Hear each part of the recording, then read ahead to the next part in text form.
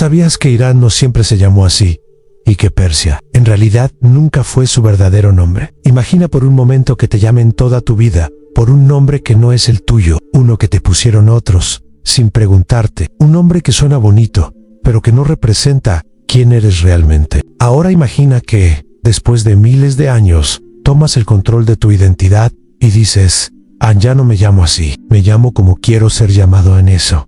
Es exactamente lo que pasó con Irán. Pero ojo, esta no es solo una historia sobre nombres, es una historia sobre identidad, resistencia cultural, poder simbólico y cómo un país entero decidió reescribir su propia historia frente al mundo. ¿Qué pasaría si te dijera que Persia jamás desapareció, sino que simplemente cambió de piel? ¿O que el verdadero nombre de este país no viene de Grecia, ni de Roma, ni de Europa, sino de una palabra tan antigua que resuena en los mismos cimientos del mundo iranio? Vamos a viajar en el tiempo, desde los días de Ciro el Grande, pasando por invasiones, revoluciones culturales, hasta llegar a 1935, cuando todo cambió oficialmente. Te voy a contar cómo Persia se convirtió en Irán, no solo en el mapa, sino en la mente de un pueblo que decidió recuperar su voz. Si quieres entender cómo un simple cambio de nombre puede transformar la percepción del mundo entero, dale like, activa la campanita y suscríbete ahora mismo, porque esto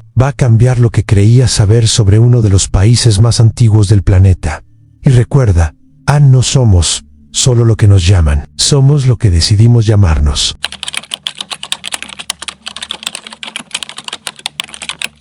Yo era joven entonces, apenas un niño escondido tras las columnas de Persépolis, mientras veía cómo mi tierra comenzaba a ser conocida por otro nombre. No me llamaban Irán ni Persia, aún no han.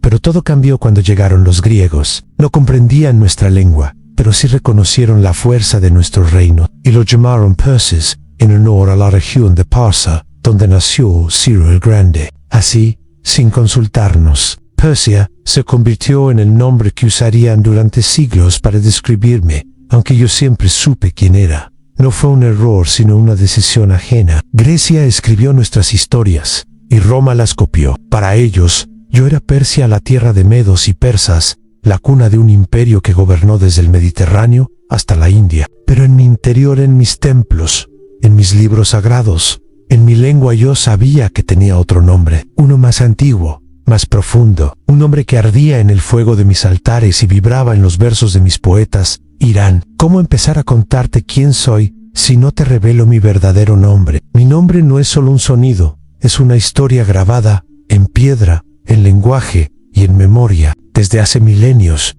en mis textos más antiguos. Ya se mencionaba Eri, Emela, tierra de los arios, mucho antes de que Europa intentara etiquetarme. No era solo un lugar geográfico, era un concepto cultural, lingüístico, incluso espiritual. En el corazón de mi identidad estaba el idioma iranio, hablado por pueblos que compartían creencias, mitologías y valores. No eran tribus dispersas, sino partes de un todo mayor.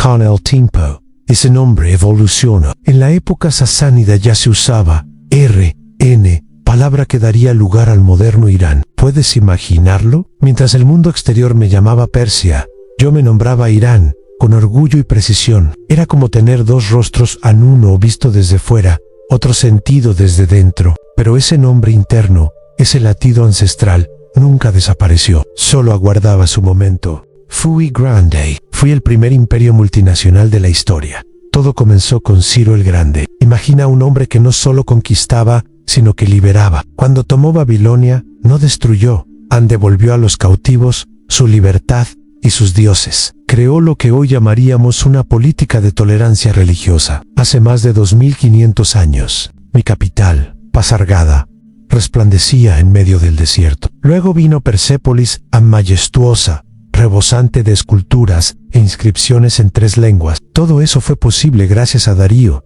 y quien organizó el imperio en satrapías. Estableció rutas comerciales seguras y construyó caminos como el Real, por donde viajaban mercaderes, mensajeros y embajadores de todo el mundo. Pero mientras tanto, el mundo exterior seguía llamándome Persia, como si ese fuera mi único rostro. Sin embargo, bajo esa piel griega, vivía un cuerpo lleno de nombres, culturas y raíces. Era Persia para ellos, sí, pero dentro, siempre fui Irán, en un crisol de pueblos y lenguas que se reconocían como hermanos. Ese esplendor sería recordado por siglos y sería la raíz de la identidad que hoy defiendo. Pensé que nadie podría doblegarme, que ningún ejército derribaría las murallas de mi grandeza. Pero llegó él, al Alejandro, el macedonio, con su ambición y su genio militar, logró lo impensable. En Gaugamela, en 331 a.C., mi ejército cayó en Darío III, y con él se extinguió el linaje aqueménida. Alejandro no solo conquistó ciudades, también quemó Persépolis, la joya de mi corona, pero no logró destruir mi alma, porque aunque dominó mis tierras, no pudo borrar mi cultura. Mis costumbres sobrevivieron, mi lengua resistió. Incluso Alejandro adoptó algunas de mis tradiciones, intentando hacerse pasar por uno más de los míos. Durante siglos los griegos, y luego los romanos, me llamaron Persia. Así quedé en su memoria, pero en mis archivos, en mis relatos orales, en mis leyendas, yo seguía siendo Irán, un nombre que no se apagaba, que no se rendía. Aunque el mundo me olvidara, yo nunca lo hice, y seguiría adelante, incluso bajo la sombra de nuevos imperios.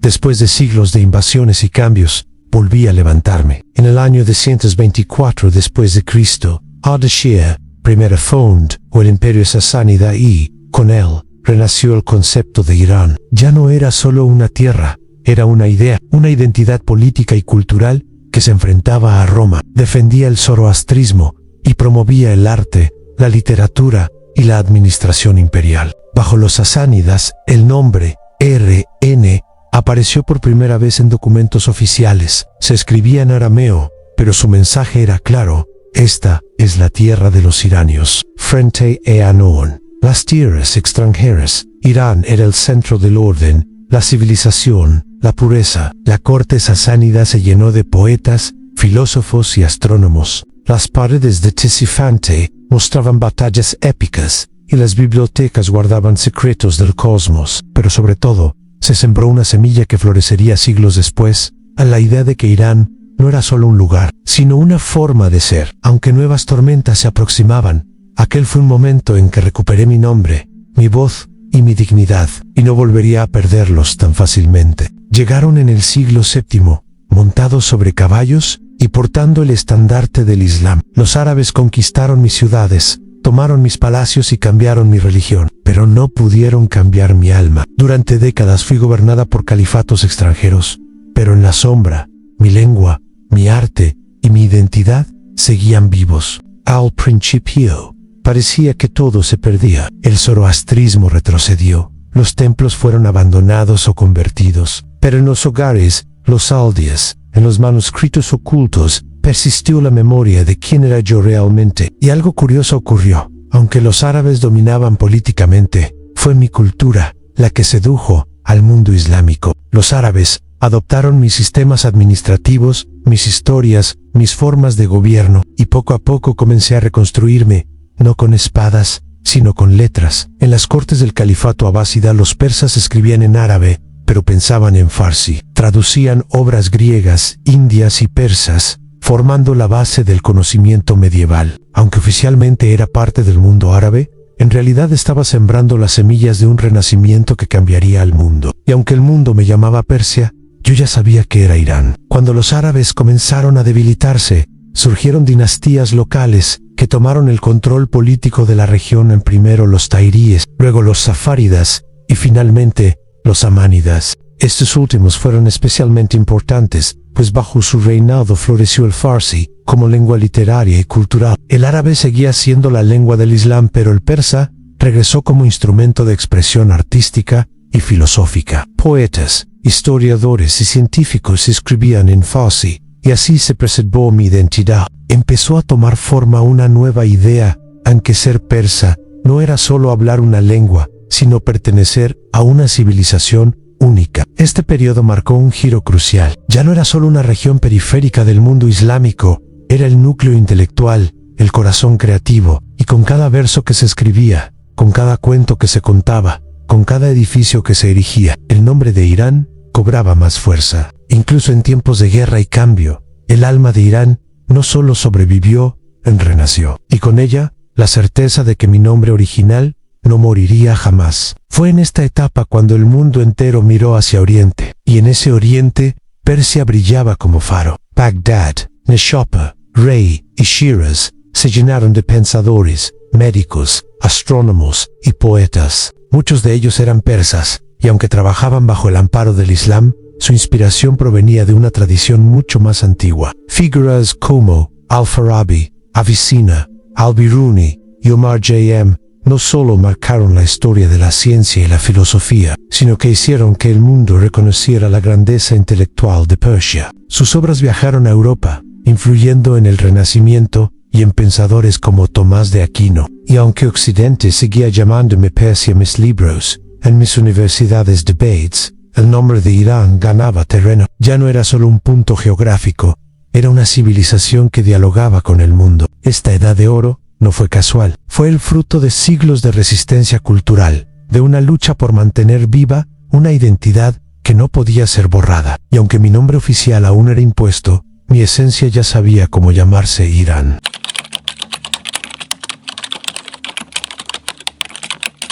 Con el paso de los siglos, Europa despertó al mundo global, y en ese mundo nuevo buscaba aliados, comerciantes y rivales. Así fue como, durante la época safávida, comencé a recibir visitas de embajadores europeos. Ingleses, franceses, holandeses y portugueses llegaban a mi tierra con cartas selladas que decían An al rey de Persia. Y en mis mapas internos, en mis cancillerías poemas, ya me llamaba Irán, pero en los tratados, en los atlas europeos, en los libros de historia, seguía siendo Persia. Y ese nombre se fue consolidando como el oficial en la diplomacia internacional. Con el tiempo, incluso mis propios gobernantes aceptaron usar Persia en documentos dirigidos al extranjero, no por falta de identidad, sino por pragmatismo. Era una moneda de cambio en el gran tablero del poder mundial. Pero detrás de esa máscara diplomática, seguía existiendo una voz interna que preguntaba,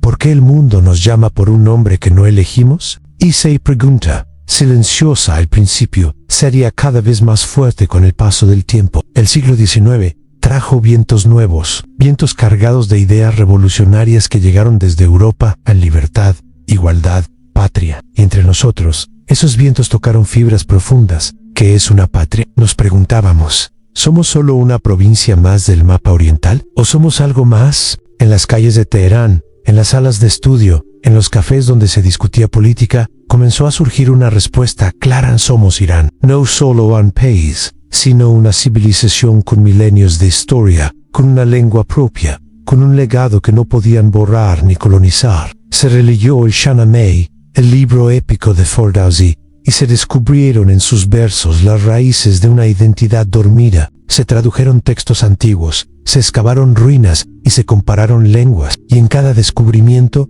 en cada palabra recuperada, se reforzaba una verdad: éramos Irán, y queríamos que el mundo lo supiera. Este despertar no fue violento, sino silencioso, pero fue poderoso, porque plantó la semilla de una idea que florecería en el siglo siguiente: que el nombre de un país no debe ser impuesto, sino elegido. Llegó en siglo XX, y con él, un hombre decidido a cambiar el destino del país, Andrés Shah Pahlavi. Su visión era clara: modernizar Irán, dotarlo de infraestructura, educación y una identidad nacional fuerte. Pero para ello, necesitaba romper con el pasado feudal y religioso que dominaba el país. Bajo su mandato se construyeron ferrocarriles, carreteras, escuelas, se secularizó el sistema educativo, se promovió la industrialización y se impulsó una imagen de Irán como un estado moderno, capaz de competir con las potencias mundiales. Pero quizás su reforma más simbólica fue la búsqueda de una identidad colectiva. Reza Shah no quería un Irán dividido entre chiitas,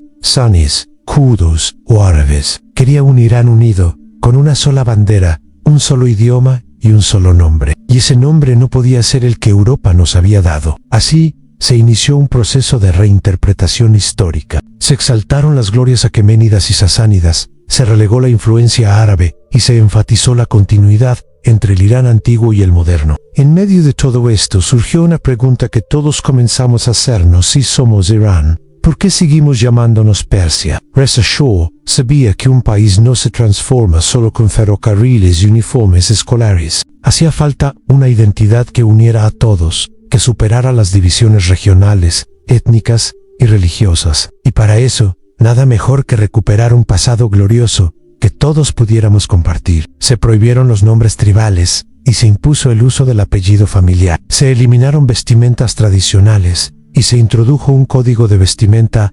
occidentalizado. Se promovió el turismo arqueológico y se restauraron monumentos como Persépolis, como si fueran un espejo del alma nacional. Pero tal vez la reforma más importante fue lingüística. Se promovió el uso del farsi como lengua única del Estado, aunque hubiera otras lenguas habladas dentro de sus fronteras. Se quería unificar, y en medio de todo este proceso, se planteó la necesidad de un nombre que reflejara esta nueva identidad. Persia era un legado colonial. Irán era nuestro nombre propio. Y si queríamos construir una nación moderna, teníamos que empezar por llamarnos como queríamos ser llamados.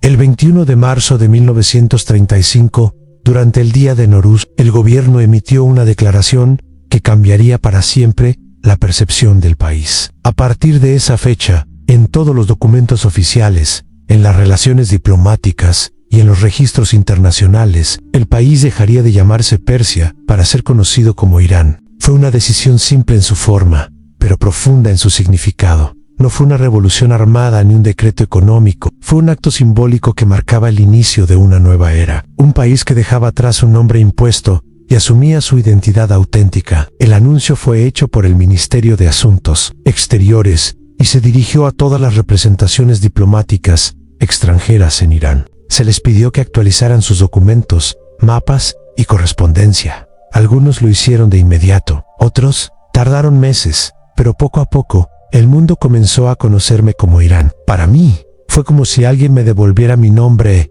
después de siglos de confusión. Como si me dijeran, ahora sí, ahora puedes llamarte como tú quieres. El cambio no pasó inadvertido. Dentro de Irán, fue recibido con entusiasmo por muchos ciudadanos. Las élites urbanas, los nacionalistas y los intelectuales celebraron la medida como un acto de soberanía simbólica. Finalmente, el país asumía su nombre nativo en el escenario internacional. Pero no todos estuvieron de acuerdo. Algunos sectores conservadores, especialmente vinculados al clero, vieron el cambio como una ruptura con la tradición islámica. Otros simplemente no entendían por qué importaba tanto el nombre. Después de todo, ¿no seguíamos siendo el mismo pueblo, con la misma lengua y cultura? En el extranjero, la reacción fue variada. Algunos académicos y orientalistas se opusieron inicialmente, argumentando que Persia era un término históricamente más preciso, mientras que Irán resultaba más general. Pero con el tiempo, los medios, las enciclopedias y los mapas comenzaron a actualizar su información. Hoy, en documentos oficiales, en la Organización de las Naciones Unidas, en tratados internacionales, el nombre es claro en Irán. Pero, en museos, libros de arte y conversaciones cotidianas, Persia sigue vivo, porque no se trata de borrar, sino de reconocer que ambos nombres forman parte de mi historia. Aunque el nombre oficial es Irán, Persia sigue presente. En los museos del Louvre o del British Museum, en los catálogos de arte, en los libros de historia antigua, se sigue usando Persia para referirse a mi pasado. Y no lo veo como un error, sino como un homenaje a la grandeza de mis antepasados, porque Persia e Irán no son contrarios, son dos caras de la misma moneda. Persia es mi historia antigua, mis reyes, mis templos, mis poemas épicos. Irán es mi identidad contemporánea, mi nación moderna, mi lucha por definirme en un mundo globalizado. Hoy, cuando alguien visita Shiraz, puede admirar los jardines de Hafez y pensar en Persia, pero cuando cruza la frontera por Saedán, entra a Irán. Ambos nombres son válidos, pero cada uno dice algo distinto. El cambio de nombre no fue solo un decreto burocrático, fue una afirmación de identidad. Fue decirle al mundo, este es nuestro nombre, y no nos avergüenza, porque somos Persia y somos Irán. Somos historia y somos presente. Hoy camino entre contradicciones. Soy un país que vive entre dos tiempos, en el antiguo y el moderno, el religioso y el secular, lo local y lo global. Me llaman República Islámica, pero también Irán. Soy un lugar de contrastes, donde jóvenes bailan en secreto al ritmo de música prohibida y ancianos rezan frente al Corán y al Shahnameh. Soy un país que ha visto guerras, revoluciones, represión y resistencia, pero también soy un país que sigue escribiendo poesía, que sigue soñando con un futuro mejor. Y en medio de todo esto, el debate sobre quién soy no se detiene. ¿Soy el Irán de los ayatolás? ¿O el Irán de los poetas? ¿El Irán de los mulas? ¿O el Irán el Irán del velo obligatorio? ¿O el Irán de las mujeres que nunca dejaron de luchar? No tengo una sola respuesta, porque soy múltiple. Soy el eco de Ciro el Grande y el grito de las protestas callejeras. Soy el fuego de Zaratustra y el llamado del lejano al amanecer. Soy Irán, aunque el mundo me conozca por otro nombre, yo sé quién soy. Epílogo, el nombre que recuperamos. Y el futuro que escribimos cuando le pones un nombre a algo, lo defines, lo reconoces. Le das vie. Y cuando ese nombre viene del corazón de un pueblo, se convierte en identidad. Irán no dejó de ser Persia, ni Persia dejó de existir. Lo que ocurrió fue algo mucho más profundo. Un país recuperó su voz. Una civilización reclamó su historia. Una nación dijo, este es nuestro nombre. Y desde hoy, así queremos ser llamados. ¿Te das cuenta? No fue solo un cambio burocrático. Fue una afirmación de orgullo. Fue un acto de resistencia cultural frente al mundo. Fue decirle a Europa, ya no nos definirás. Pero también fue un recordatorio para todos nosotros. La identidad no es estática, evoluciona, se transforma, se reinterpreta y sobre todo, se defiende. Hoy, Irán sigue siendo un país de contrastes, donde los versos de Hafez aún guían corazones rotos, donde las ruinas de Persépolis siguen desafiando al tiempo, donde cada generación lucha por encontrar su lugar entre el pasado y el futuro. Así que si te quedas con algo de esta historia, que sea esto: tu identidad no es solo lo que eres, es lo que eliges representar. Los nombres tienen poder, y cambiarlos significa tomar control de tu propia narrativa. Las historias no son solo del pasado, son la brújula del mañana. Si te gustó este viaje por la historia de cómo Persia se convirtió en Irán, dale like ahora mismo, suscríbete y activa la campanita para no perderte ninguna historia como esta. Y comparte este contenido con alguien que ame la historia, la cultura y las historias que realmente importan, porque esto no termina aquí.